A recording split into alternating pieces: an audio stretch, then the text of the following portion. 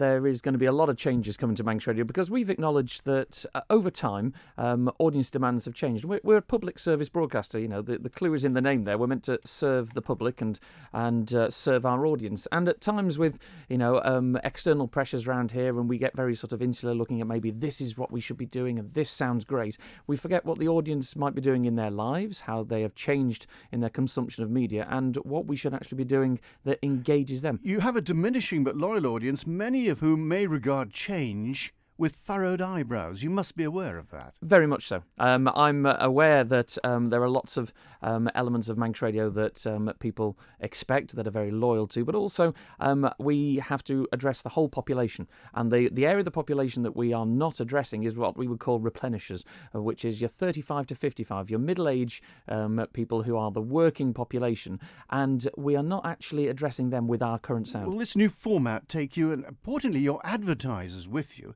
and most importantly reinforce your audience numbers, which are diminishing?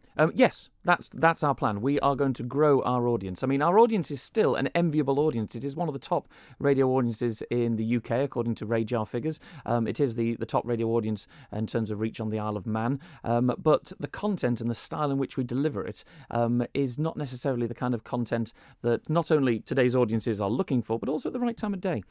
Let's be frank here. In the onslaught of social media, with its all it's capable of offering, does radio, as we know it, have a long-term future beyond the present generation of listeners? Very much so. But this is the thing that we haven't actually addressed in recent years, is that when television came along, radio had to adapt its offering to make sure that it still had a USP. Well, now the internet's come along, and it has stolen a number of USPs. USP, unique selling point. Unique selling point, yes. That radio is the place that people tune to, the first place they tune to for news. Well, we know full well from the stats that go with our digital offering that not necessarily is radio the place that people turn to news first of all. Well, let's run down the format. Chris Williams is going to have to get out of bed fairly early. He's getting on air at 5 a.m. Is that necessary? Most definitely. The one thing that we have noticed is that people's, once again, lifestyles have changed. People are up earlier before 6 o'clock, and there are other radio stations, not just here but across, who are there to greet them. There's another radio station on the island that starts at 5. Is that the reason we're doing this? No, not at all. It's a case of that we have looked, as I said, at people's lifestyles, and people's lifestyles are radically different than they were 20, 30 years ago when our current real sort of format was started. But you still bring back the man in line, and that's something from Manx Radio's past. We are bringing back the name of the man in line. The format of the programme is going to be very much more intrinsically linked across the entire day, because that's one thing we don't really have. We don't have a flow from the news that we reflect at breakfast through the day to allow comment as the story develops with the man in line, and then a big full news and current affairs roundup in the evening. Well, let's look at this programme, Mandate. It's been with us for decades. It's going to change from 7:30. Two presenters, Ben Hartley and journalist Alex Watton, will come together, but there's going to be news input.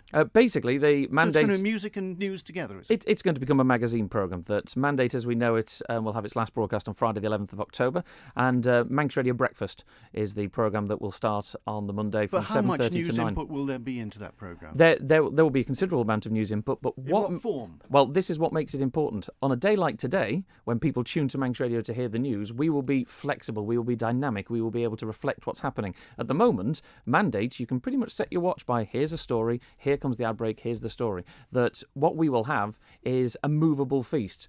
Alex Watton will be the journalistic input in there that's driving the journalistic programme, but also the one thing we don't have at Manx Radio, which you'll find at the BBC and elsewhere, is programming input into the current affairs. People who actually craft the programmes. You are on your own here, John, trying to balance all the bells and whistles and switches.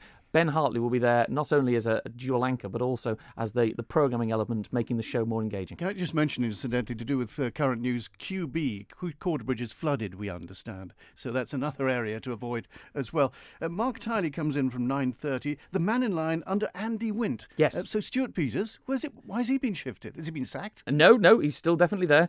Stu Peters is now on our late show from 10 o'clock at night. And the one thing we're very, very keen to point out to people is that unlike a lot of other radio stations, we will be live from 5 in the morning through until 10 at night. So last night, when people were concerned about the weather and things like this, Manx Radio is here. It's not a recorded voice. So in any programme you could have news input if it's current. That's the relevant. idea. The idea is that we are live and you can always ring up Manx Radio. You can tune into Manx Radio. We will be able to react to things as they happen. And Stu will also be inviting more audience engagement into that late show at night. We've got Late Lunch with Beth Davis, Christy DeHaven and Howard Kane, who's a journalist, is joining him. So is that going to be the same format as the morning one? The Late Lunch, we're expanding the format from the 1 hour to the 2 hours. There's going to be news into it as well. There's more community-based by the time we get to Late Lunch. That will be building on the successful Village Hall series we've been having, getting out into the community a lot more. And a lot of people have been engaging with that programme, and it's been quite a success, so we're expanding that format. 5:30, Andy Wint with, quote, the flagship Current Affairs Review. So that's the news that's happened in the day, is it? It is, because once again, there are two types